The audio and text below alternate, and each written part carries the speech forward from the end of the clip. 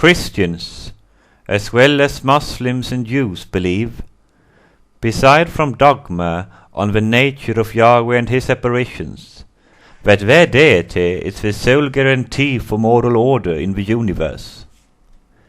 This notion is, however, severely crippled in many aspects, but the one aspect that strikes me the most is that this belief actually is a proof for the non-existence of their God. If God created the universe, and he is a being capable of moral conduct, then the universe by necessity must reflect the moral values of this being.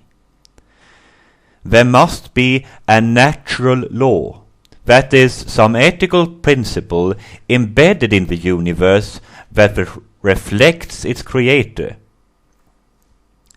It should be noted, and indeed considered symptomatic, that the religious communities never have come to any real agreement on what the natural law contains.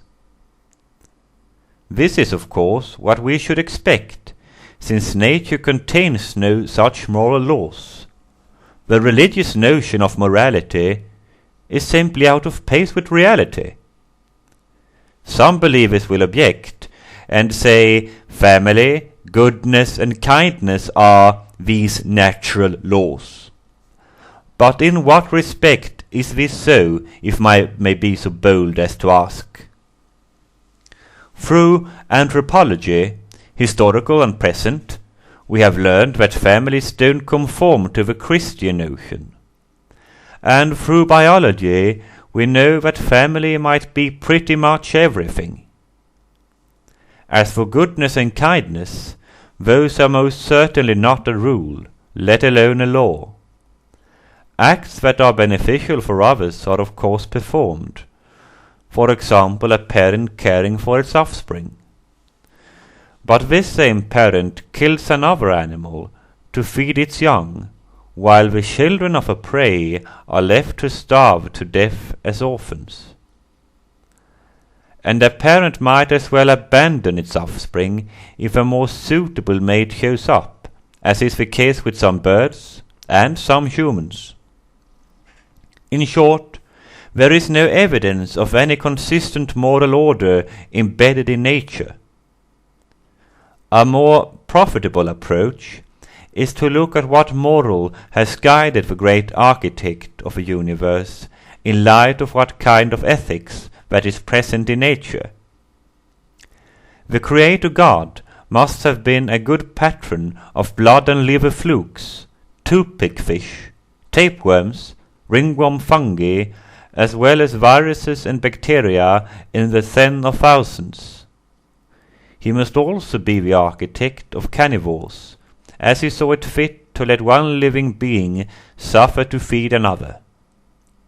On a geological scale, he is the designer of earthquakes, volcanic eruptions and tidal waves, for placing his creation on top of a patchwork of continental plates. Whatever else there might be of kindness and love, a designer of the universe at best has the morals of a deranged schizophrenic. 1 second he smiles upon you, and the next he plants worm in your liver and blood, places bacteria in your urinary tract, has your children eaten by crocodiles, and erases your entire life's work in an earthquake. There had never been any answer to these questions among the world religions, other than that is given in the book of Job. And that is, I believe, spoken in the true language of religion. Because when Job observes that the course of his world is not a just one, God's only reply is to frighten, threaten, and force Job into submission. But if a conjuration of divine fireworks is all that the gods of old are capable of, when confronted with a question of ethics, one thing is for certain. Whatever man and this world may hold in terms of morality, it has not gotten from a supposed creator. Thank you for listening.